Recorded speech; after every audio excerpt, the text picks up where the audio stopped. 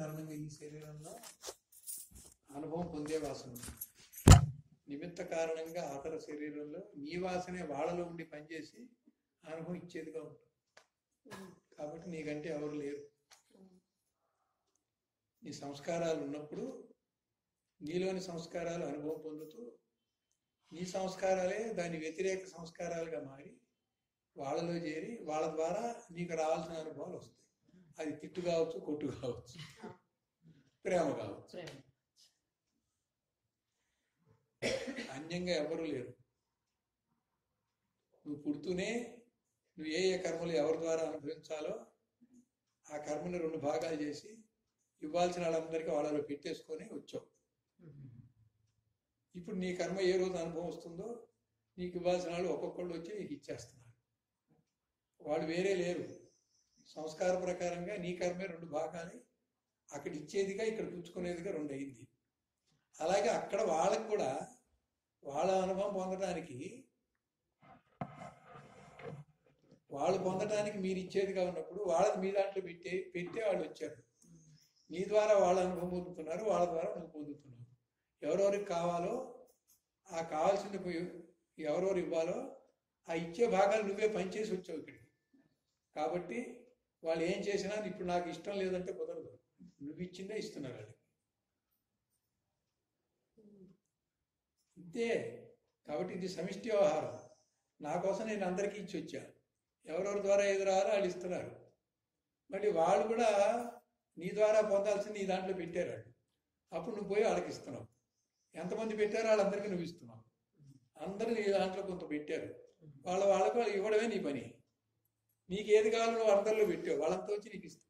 So ఇదంతా large network సమిష్టి. దాని పేరు ఈశ్వరుడు. వాడే విధాత.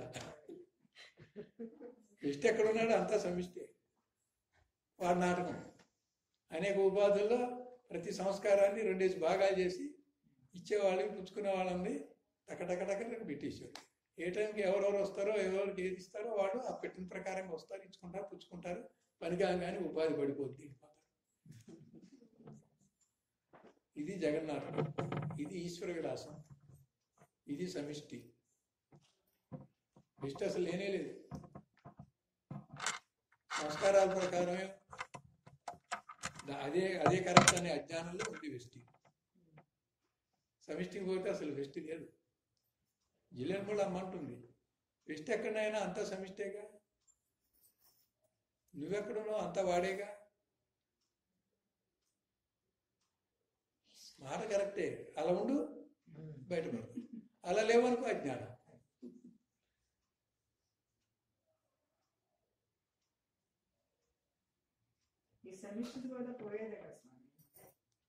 నువ్వు సమిష్టిలోకి వెళ్తే అది పోయేదో ఉండేదో నీకే తెలుస్తుంది. చెప్పక్కల్లా పోయేదని. సంస్కారాలు నాటకం అండి. సంస్కారాలు అనుభవానికి వచ్చాక ఖర్చు అయిపోతే ఇంకా లేవు. సంస్కారాలు లేనివాడు ఎట్లుంటాడు? ఆత్మగా ఉంటాడు. సంస్కారాలు ఉన్నవాడే జీవుడిగా ఉంటాడు. సంస్కారాలు సున్నాయిన వాడు ఎట్లుంటాడు? సంస్కారాన్ని బట్టే జీవభావం జీవుడు. సంస్కారాలు సున్నా అయితే కారణ శరీరం సున్నా. కారణ శరీరం అయితే లింగ శరీరం భంగం. లింగ శరీరం భంగం అయితే ప్రారంభం ఒక్కటే ఉంటుంది. సంచితం లేదు, ఆగామి లేదు. ప్రారంభం శరీరం పడిపోయేదాకా ఉంటుంది. ఇది తేలితే జీవన్ముక్తుడే.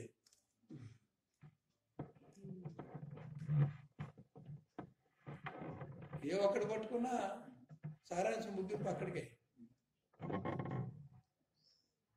మిమ్మల్ని బాధించేది ఆ వాసనలో సంస్కారాల మనసైనా ఎంతసేపు మనసు ఉన్నంత వరకు ఏదో ప్రశ్నలే. మనసు పోతే ప్రశ్న ఉంది అక్కడ. మనసే నువ్వు కాదు ముర్రు అంటుంటే సంస్కారాలు నడుపుతుంది మనసుని. వాట్సాప్లో ఏం పెట్టాం? వాసనలే చిత్తవృత్తులే, మనసు వద్ద ఆలోచనలే, బుద్ధి వద్ద నిర్ణయమై అహం అనే కర్త భోక్త ఆగుతున్నది. ఒకే వాక్యం. వాసన క్షయమైతే ఈ గొలుసంతా లేదు. అంతా పోతే ఏదో అది నువ్వే.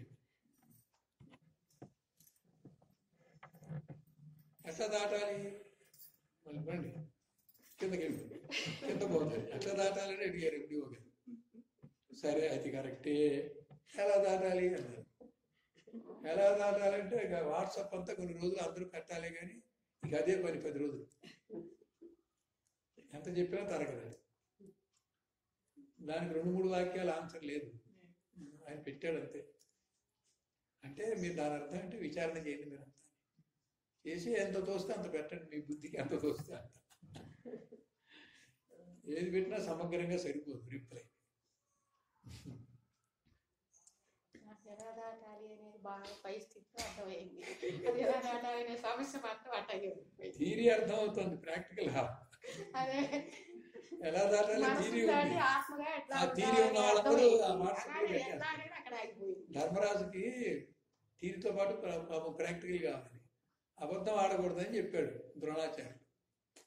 ఆ పాట అప్పచెప్పండి అంటే అందరూ మన్నాడు వచ్చి అబద్ధం ఆడకూడదని అప్పచెప్పారు.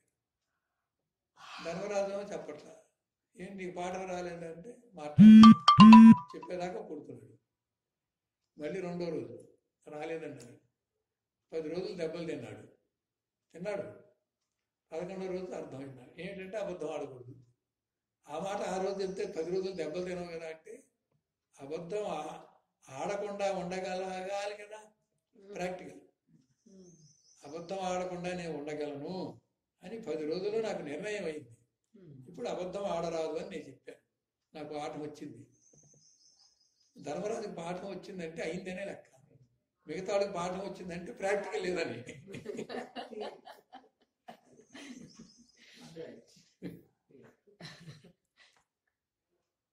బ్రహ్మవిద్ బ్రహ్మైవ భవతి అంటే ఏంటి?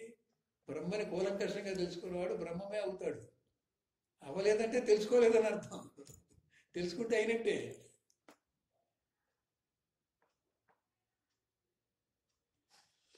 తెలుసుకుందాం అంటే నేను అదే అయినప్పుడే కదా రైట్.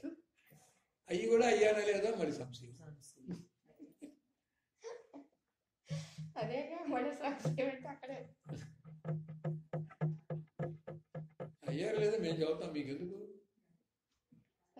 ప్రశ్న ఇస్తే మీరు ఎక్కడున్నారో తెలిసిపోయింది, మాకు కావాలని. ఏ పరిధిలో మాట్లాడుతున్నారు?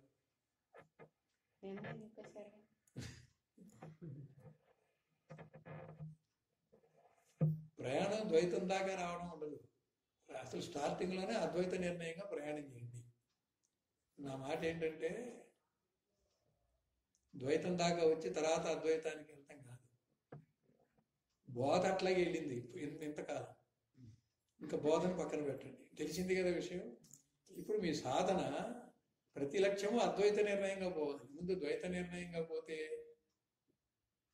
తర్వాత అద్వైతం అవుతుందనే మాట ఇదే. నువ్వే భగవంతుడని పో అంతే.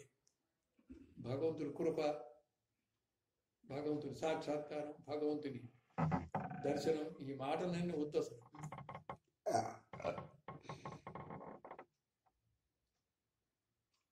మీకు ముందు ధైర్యం రావాలి, నిర్భయంగా ఉండాలి. నువ్వు తప్ప రెండోది లేదు, నువ్వే బ్రహ్మవి, ఏం పొందేది లేదు. అజ్ఞానం భ్రాంతులు పోగొట్టుకునే తప్ప పొందేది ఏది లేదు.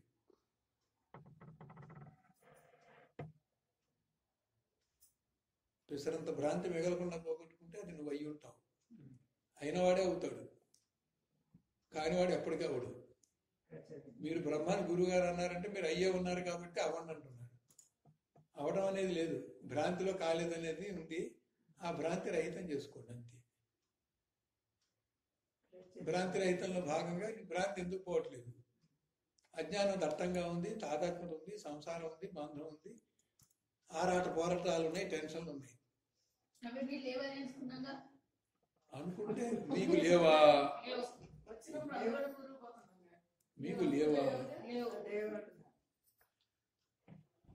నిర్ణయమేనా?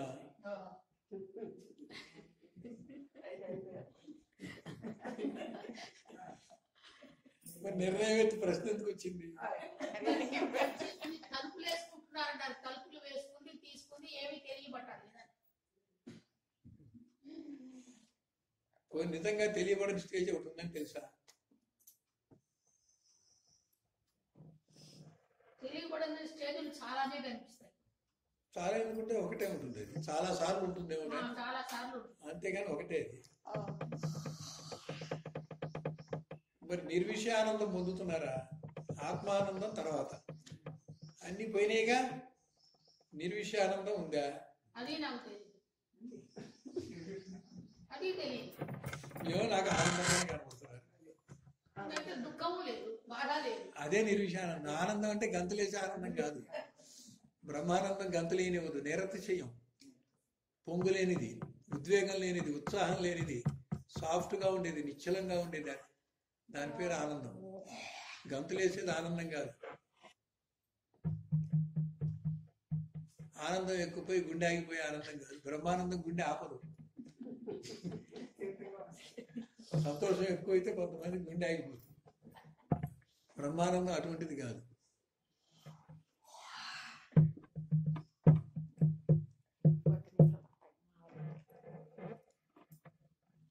ఆవలింతలు ఎందుకు వస్తాయి? చుట్టే వస్తాయి. శ్రద్ధగా ఏకాగ్రతగా ఉన్నప్పుడు, ఆ గురువు చెప్పే విషయాన్ని ఆకలింపు చేసుకున్నప్పుడు, ఇతర విషయాలు నీ జోలికి రానప్పుడు, నీకు తెలియకుండానే నువ్వు కుంభకంలోకి వెళ్ళినప్పుడు గాలి అక్కడ ఎక్కువసేపు ఉండలేక ఆవలింత రూపంలో బయటకు వస్తుంది. అర్థమైందా? ఇది మొదటి నుంచి ఉంది. మొదటి నుంచి శ్రద్ధగా వింటున్నారు మీరు. ఆ వినడంలో కుంభకం తెలియకుండానే వెళ్తున్నారు అప్రయత్నంగా. వెళ్ళేసరికి గాలి సహజ స్థితి కంటే ఎక్కువసేపు ఉంటుంది. అది మెల్లిగా వదిలితే దానికి ఆ వేగం చాలా ఆవలింత రూపంలో ఎక్కువగా వెళ్తుంది. నిశ్వాస సాధారణంగా వెళ్తే ఆవలింత ఏంటంటే, ఆవలించినప్పుడు ఆవలింతలో కూడా వెళ్ళలేదు అనుకో, ఆవలిస్తూ అరుస్తారు, అప్పుడు ఎక్కువ వెళ్తుంది బయటికి. అంటే కుంభకంలో ఎక్కువ గాలి పెట్టినప్పుడు, ఉక్కిరి బిక్కిరి అయినప్పుడు మెల్లిగా వదలడానికి అది ఆ లోపల ఫోర్స్ ఎక్కువ వస్తుంది. ఎంతసేపు పెట్టేంతసేపు నేను ఉండలేనని ఫోర్స్ నిలుతుంది. అప్పుడు నిదానంగా పోతే నిశ్వాస, కొంచెం వేగంగా పోతే ఆవలింత, ఇంకా వేగం పోతే అరుస్తూ ఆవలింత రావాలి. అంటే అంత కుంభకం ఉంది గాలి. విద్యాసాగర్ గారు అట్లా ఆవిస్తారు. అవి కూడా తగ్గాలి. తగ్గింది. శ్వాస సూక్ష్మంగా సాధారణంగా నిదానంగా ఉంటే కుంభకం నుంచి అది నిదానంగా వెళ్తుంది కాబట్టి ఆవలింత అది తగ్గాలి. కానీ ప్రారంభంలో మీకు గురువు దగ్గర మాత్రమే ఉంది కాబట్టి మీకు అలాగే వస్తుంది. అది ఇప్పుడు సహజమైందనుకో, మీకు తెలియకుండా స్వల్పంగా శ్వాస జరుగుతూ ఉంటుంది. ఆ కుంభకంలో ఎక్కువ మిమ్మల్ని ఇబ్బంది పెట్టి అంత ఎక్కువ ఉండదు. మీకు అది అభ్యాసం లేక అవుతుందంటే, ఎప్పుడు ఉంటల్లా గురువు దగ్గర విన్నప్పుడు, లేకపోతే శాస్త్రం చదువుతున్నప్పుడు, లేకపోతే ఎవరైనా చెప్తుంటే ఆ సత్సంగంలో కూడా ఏకాగ్రత శ్రద్ధ పెరిగినప్పుడు, అవగాహన పెరుగుతున్నప్పుడు, కుంభకంలో ఉన్నప్పుడు ప్రజ్ఞ పని చేసి అవగాహన పెరుగుతుంది. లేదా రివర్స్లో మీరు అవగాహన పెంచుకుంటున్నప్పుడు శ్రద్ధ ఎక్కువ అవుతున్న కొద్దీ నీకు తెలియకుండానే శ్వాసను కాసేపు కట్టేసి లోపల కుంభకంలో పెట్టి ఉంటాం. సహజంగా అది ఉండగలిగినంత సేపు ఉంటుంది, అక్కడి నుంచి ఆవలింత వస్తుంది. అది దాని కారణం. 30 వచ్చే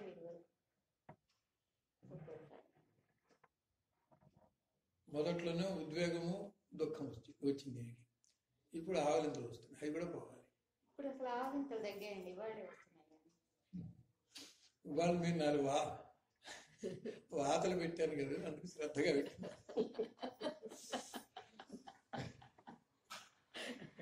కొంచెం వాత పెడుతున్నాను అందరికి, అందుకని శ్రద్ధ. గురువు కసరైనా కొసరైనా మన మంచికే. కసురుతున్నాననే భావన ఉండకూడదు. ఒకసారి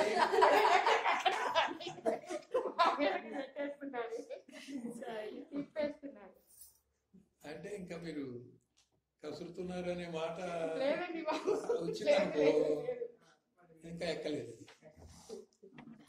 ఒక్కోసారి కసిరితే కానీ పో, ఒకసారి తిడితే కానీ పో. ఆ సమయాన్ని బట్టి గురువు మీ మీద ప్రేమతోనే కసురుతాడు.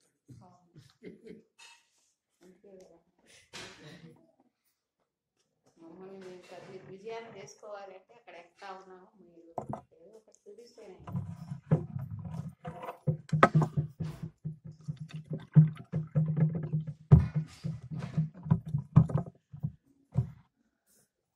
గురుగారు ఏంటి మీరు డల్గా ఉన్నారు, ప్రశ్న లేదా, జవాబు లేదా, అర్థమైపోతుందా?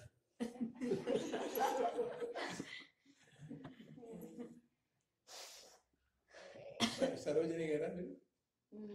సరోజిని సంసిద్ధంగా ఉన్నాను మీకు. ఏమో నేను మాట ద్వారా చెప్తున్నప్పటికీ మీ అందరిలో నేను వ్యాపించి మీకు పరిణామం తెస్తున్నా. ఇప్పుడు వచ్చిన దగ్గర నుంచి వచ్చిన పనే అది నాకు.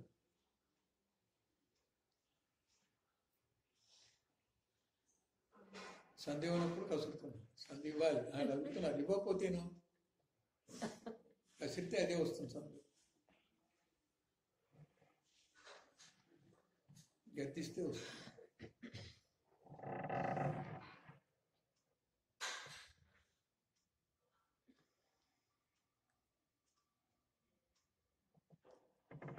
కనకదుర్గ అనుకున్నారు, వాళ్ళకి చెప్తున్నారు, ప్రశ్న చెప్తున్నారు, జయప్రద గారు చెప్తున్నారు అని. అందుకని నేను దుర్గ గారు అని అడిగింది. మీకే చెప్తున్నా, అందరికీ చెప్తున్నా. అట్లా కాదుగా, శిష్యులు వినేటప్పుడు గురువు నాకే చెబుతున్నాడు, నేనే ఉన్నాను, ఇక్కడ ఎవరు లేరని వినాలి. సమిష్టిలో కూర్చున్నాను ఉండకూడదు. ఎంతమంది ఉన్నా నీ ఒంటరిగా నువ్వే ఉన్నావు, చెప్పేదంతా నీకే చెప్తున్నారు అన్నట్టు వినాలి.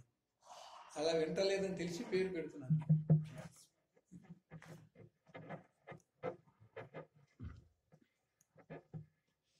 మీ ముఖ స్పందన తెలుసుకున్నాను, దాన్ని బట్టి తిరుగుతున్నా. Face is the index of mind.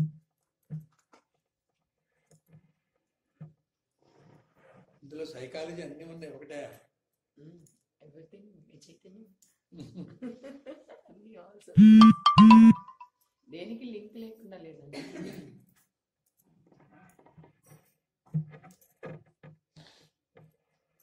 ఈ పేరు పద్మ.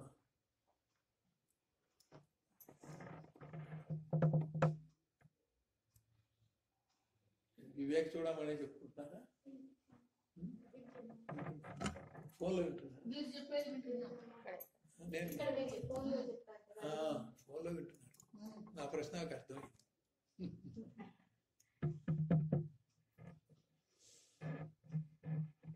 ఇప్పుడు ఏ శ్లోకాల్లో ఉన్నారు, ఏ సబ్జెక్ట్ నడుస్తుంది, పంచకోశాల ఏం నడుస్తుంది? ఫోన్లో ఏం నడుస్తుంది? వివేక్ చూడండి.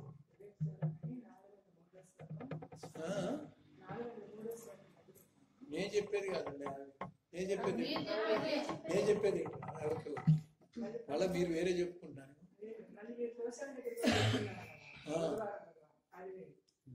నా బోధ మరి ఆ స్థాయిలో అందుతుందా? మరి మీ స్థాయి ఎక్కడ ఉంటుందో? ఎందుకంటే నేను మధ్యలోనే మొదలు పెట్టాను, ప్రారంభం నుంచి రావాలి. నిర్మల గారు చెప్పినప్పుడు వెళ్ళలేదు, మరి ఫౌండేషన్ కావాలిగా,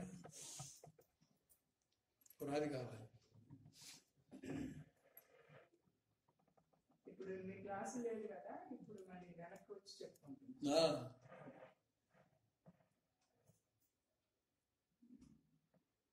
ఫిబ్రవరి 15 దాకా వెనక్కి వెళ్ళటమే. 10th దాకా ఇక్కడే ఉంటాను, దొరుకుతాను, లేకపోతే లేదు.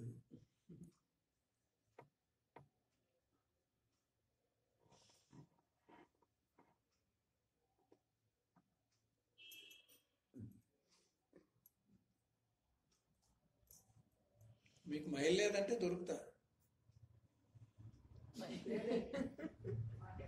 మైల లేదంటే దొరుకుతా. ఒకళ్ళు ఉంటే కాలు పట్టా లేకుండా కూర్చోబెట్టండి, మీరు దూరంగా ఉండండి చెప్పి వెళ్తాను. లోకమేనండి, దేనికదే. లోకం సంప్రదాయాలు ఎవరికుంటే వాళ్ళకు ఉంటాయి. మీరు శిష్యులుగా మిగిలిపోయినా మీ ఇంట్లో వాళ్ళకు ఉంటాయి. కాబట్టి స్వామి ఆయన వెళ్ళిపోయారా నిన్ననా? మీరు వెళ్ళేసరికి అయిపోయింది. అవలా ఇంకా మైలాకుండానే వచ్చారు. కాకుండా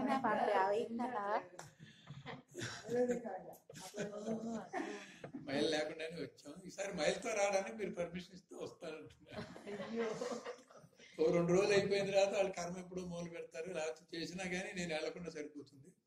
ఆ చివరి 10, 11, 12 ధర్మోదకాలకి దానికి వెళ్తాం.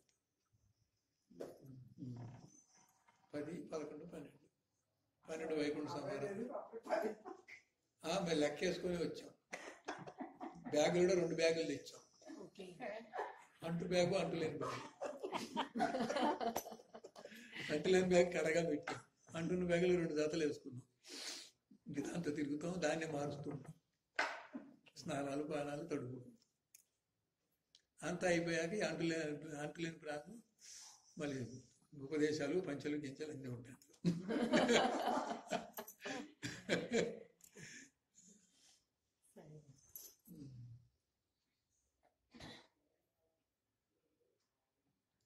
వెంటిలేటర్స్ మీద ఉన్నాయా? ఐసోలేటెడ్, ఐసీయూలో మళ్ళీ ఐసోలేటెడ్.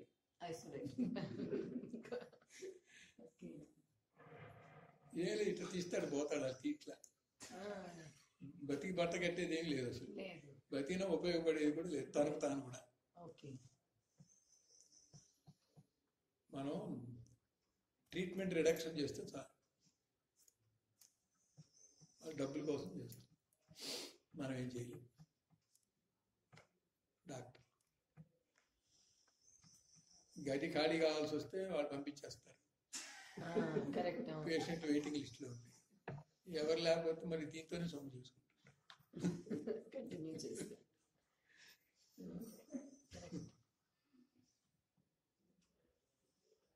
విషయం క్లుప్తంగా ఒక వాక్యంలో చెప్తారు. మీరు అట్లా అంటే రోజుకి చాలా కట్టించుకుంటారు కదండి వాళ్ళు. పోనివ్వండి, ఏం చేస్తాం. అసలు కట్టించుకుంటారు కదా. రోజుకు 30,000. 4-5 వేలు కాదు.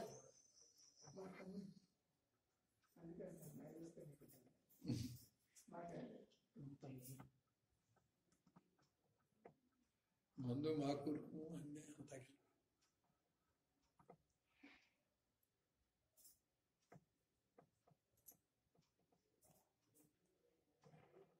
పోయేవాడు ఊరికే పోక ఖర్చు పెట్టించిపోతున్నాడు కదా. ఆయన అంతా కాదు, రేపు పొద్దున మన పరిస్థితి వచ్చినా మన వారసులు అంతే చేస్తారు. అందరికి అదే బాధ. ఎవరెవరికి అప్పులు ఉన్నాయో అప్పులన్నీ డాక్టర్లకి అప్పులు ఉన్నాయి. అవును, డాక్టర్ కప్పుకుంటే అప్పు తీర్చాలి.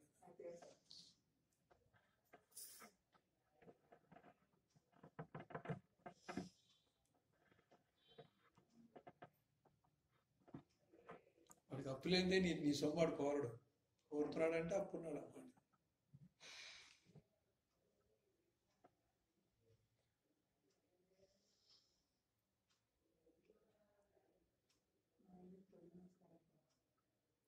ఇందులో ఏదో డౌట్ ఉందా?